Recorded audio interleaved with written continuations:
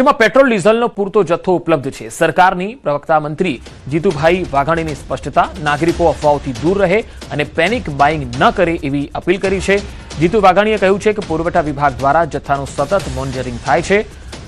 IOCL, BPCL અને HPCL કંપનીઓ સાથે દૈનિક બેઠકો યોજાય છે। જે વિસ્તાર કે પંપ પર સ્ટોક ઓછો જણાય ત્યાં પ્રાથમિકતાના ધોરણે ટેન્કર મોકલવા માટે કંપનીઓને ત્વરિત સૂચનાઓ અપાઈ છે। ઈંધણનું અનધિકૃત વેચાણ કે સંગ્રહખોરી ન થાય તે સુનિશ્ચિત કરવા વહીવટી તંત્રને કડક સૂચનો અપાયા છે। જિલ્લા પુરવઠા અધિકારીઓ અને કંપનીઓને જરૂરી વ્યવસ્થા ગોઠવવા દિશા નિર્દેશો અપાયા હોવાનું પણ તેમણે જણાવ્યું। કૃષિ હેતુ માટે 200 લીટરની મર્યાદામાં અને મોબાઈલ ટાવર્સ માટે 1000 લીટરની મર્યાદામાં ડીઝલ મેળવી શકાશે। ઇન્ફ્રાસ્ટ્રક્ચર પ્રોજેક્ટ અને ઉદ્યોગો માટે જે સાધનો પંપ પર લઈ જઈ શકાય તેમ નથી તેઓને છેલ્લા 6 માસના સરેરાશ ઉપયોગના ધ્યાનમાં રાખી ડીઝલ ફાળવવામાં આવશે।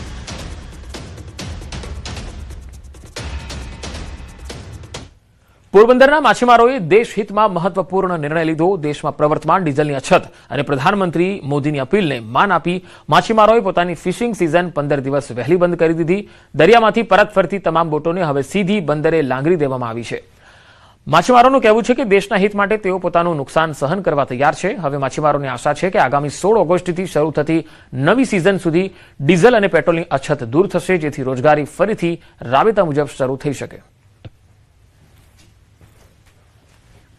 સરકારને અમારી એ જ વિનંતી છે કે માછીમારોએ પોતાના 15 દિવસ કિંમતી, અત્યારે ફિશનું લેન્ડિંગ સારું છે અને રેટ પણ સારો છે, તેમ છતાં 15 દિવસ સ્વૈચ્છિક જે અમે માછીમારોએ બોટો બંધ કરી છે દેશ માટે, તો અમે વડાપ્રધાનને અપીલ કરીએ છીએ કે આવનાર 16 ઓગસ્ટથી માછીમારોને પેટ્રોલ ડીઝલની કોઈ કમી ના રહે અને રાબેતા મુજબ જ મળતું રહે, તો માછીમારો એની રોજગારી પણ ઉત્પન્ન થશે અને દેશના ઉદ્યામો કમાવામાં અહમ રોલ માછીમારોનો છે। આ વખતે જે અમારી સિઝન છે એ માછીમારોને આટલા વર્ષની જે નબળી સિઝન ગઈ એના કરતાં થોડીક સારી સિઝન જવાના કારણે આજે માછીમારો તેમની ફિશિંગ બોટો છેલ્લે સુધી ચલાવી શક્યા। અને એક હવે મોટું કારણ એ જ છે કે ભાઈ જે ડીઝલની સમસ્યા છે, આ ડીઝલની સમસ્યા અને ડીઝલનો એટલો બધી જે ભાવ વધારો, આ મોંઘવારીએ માજા મૂકી દીધી છે। ફિશિંગ બોટો આવતા વર્ષે અમારે ચલાવી કેવી રીતે, આજે એ મોટો પ્રશ્ન ઊભો થશે। ઇબોલા વાયરસને લઈ ગુજરાત સરકાર એલર્ટ મોડ પર છે। આરોગ્ય મંત્રી પ્રફુલ્લ પાનસેરિયાની અધ્યક્ષતામાં આરોગ્ય વિભાગના ઉચ્ચ અધિકારીઓની એક મહત્વની સમીક્ષા બેઠક મળી। ઇબોલાને લઈ આગોતરા આયોજન અંગે વિસ્તૃત ચર્ચા કરવામાં આવી। અમદાવાદ સિવિલ ખાતે 32 બેડની અલાયદી વ્યવસ્થા કરાઈ। એસવીપી હોસ્પિટલમાં 60 બેડની અલાયદી વ્યવસ્થા કરાઈ। સુરત સિવિલમાં પણ 10 બેડની અલગ વ્યવસ્થા કાર્યરત છે। આરોગ્ય મંત્રીએ કહ્યું કે હાલ ભારતમાં ઇબોલાના એક પણ કેસ નથી, જેથી લોકોએ ગભરાવાની જરૂર નથી। રાજ્ય સરકાર કોઈપણ સ્થિતિને પહોંચી વળવા સજ્જ છે। અમદાવાદ એરપોર્ટ પર ઇબોલા વાયરસને લઈ ડીજીસીએ સક્રિય છે। આંતરરાષ્ટ્રીય મુસાફરો માટે ખાસ એસઓપી જાહેર કરાઈ છે। આંતરરાષ્ટ્રીય ફ્લાઇટ્સના તમામ મુસાફરો માટે SDF ફરજિયાત છે। વિમાનની અંદર આરોગ્ય સંબંધિત જાહેરાતો પણ થશે। એરપોર્ટ પર 24 કલાક હેલ્થ વર્કર્સની ટીમ તૈનાત રહેશે। એર સુવિધા પોર્ટલ ફરીથી શરૂ કરવામાં આવી શકે। તમામ એરલાઇન્સ કંપનીઓને નિયમો પાળવા આદેશ કરાયા છે। ભારતની અંદર એક પણ ઇબોલા વાયરસનો કેસ મળવામાં આવ્યો નથી, એટલે ગભરાવાની એક પણ ટકો જરૂર નથી। માત્ર એ દેશથી આવતા પેસેન્જરોએ જ ખ્યાલ રાખવાનો છે કે જેથી કરીને બીજા કોઈને ચેપ લાગે નહીં। ગુજરાત ગવર્મેન્ટના તમામ અધિકારીઓ, આરોગ્ય વિભાગના અધિકારીઓ આ બાબતે સંપૂર્ણપણે તૈયારી સાથે સજ્જ છે।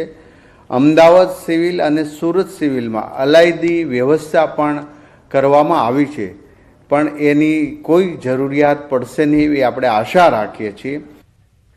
મહેસાણાના સાંસદ મયંક નાયક વિશે છેલ્લા 2-3 દિવસથી સોશિયલ મીડિયા પર વાયરલ થયેલી એક કથિત ઓડિયો ક્લિપનો વિવાદ આખરે શાંત પડ્યો છે। આ વિવાદિત ઓડિયો ક્લિપ મુદ્દે મહેસાણા ભાજપના નેતા પિન્ટુ પટેલે આજે પોતાની ભૂલ સ્વીકારી લીધી। જાહેરમાં મીડિયા સમક્ષ ભૂલ સ્વીકારી તેમણે કહ્યું કે આ ટિપ્પણી તેમની જિંદગીની મોટામાં મોટી ભૂલ હતી। વાયરલ ક્લિપના કારણે જે પણ વ્યક્તિઓ કે કાર્યકર્તાઓની લાગણી દુભાઈ અને દુઃખ લાગ્યું હોય તો એ તમામની તેમણે હૃદયપૂર્વક માફી પણ માંગી।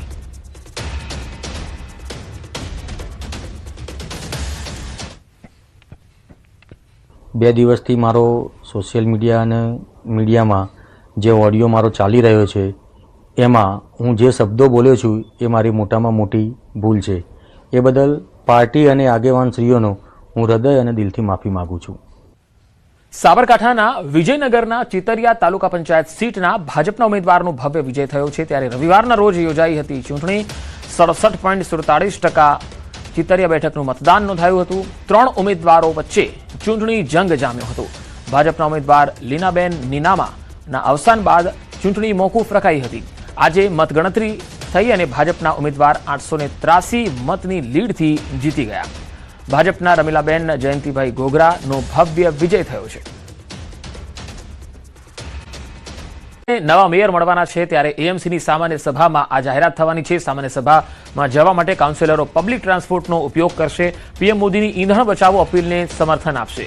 બોડકદેવ વોર્ડમાં કાઉન્સિલરો એએમસીની ઓફિસ જવા માટે રવાના થયા છે અને તમે જોઈ શકો છો કે એ તમામ પબ્લિક ટ્રાન્સપોર્ટ બસમાં સવાર થઈને જઈ રહ્યા છે. તો પીએમ મોદીની ઈંધણ બચાવો અપીલને આ તમામ કાઉન્સિલરો સમર્થન આપતા જોવા મળ્યા અને બસમાં સવાર થઈ અને કોર્પોરેશનની ઓફિસે જઈ રહ્યા છે.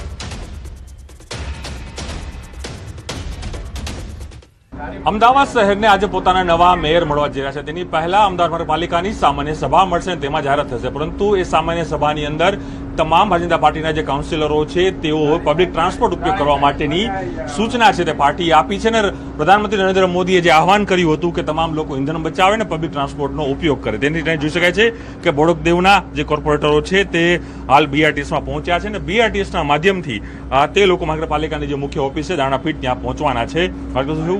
દેવાંગણી સાથે પીએમ મોદી અપીલ કરી છે પબ્લિક ટ્રાન્સપોર્ટ ઉપયોગ કરવાની. આજનો જે શરૂઆત છે કાયમી રહેશે કે પછી માત્ર આજના દિવસ પૂરતી? અને પીએમની અપીલ આજે તમામ લોકોને પાર્ટીએ સૂચના આપી છે પબ્લિક ટ્રાન્સપોર્ટ માટે.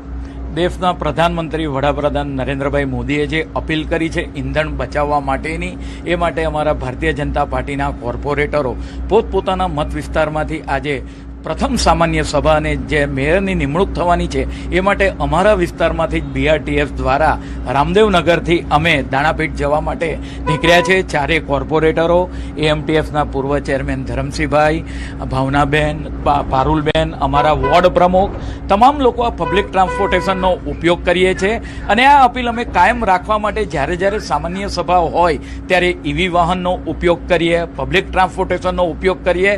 પરિણામે રોડ પરનો ટ્રાફિક તો ઘટશે, સાથે સાથે દેશનું હુડિયામણ પણ બચશે.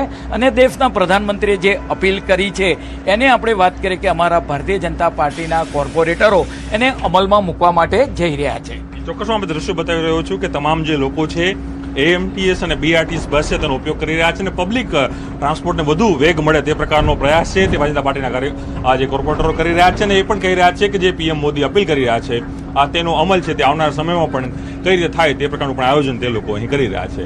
કેમેરામેન શર્મા સાથે પ્રણવ પટેલ, ન્યૂઝ સિટી, અમદાવાદ. વડોદરામાં સફાઈ અભિયાનમાં ફોટો સેશનનો આક્ષેપ. સોસાયટીના ખાલી ડસ્ટબિનમાં કચરો નાખી ફોટો સેશન કરતા કર્મચારીઓનો વિડીયો વાયરલ.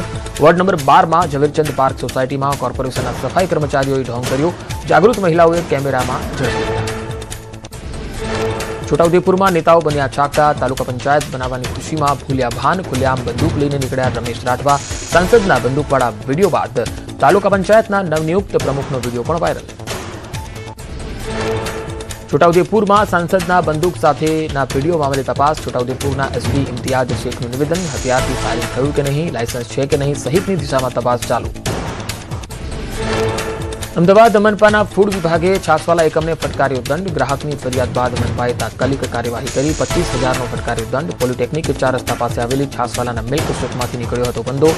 દસક્રોઈમાં છાસવાલાની ફેક્ટરીમાં થશે તપાસ.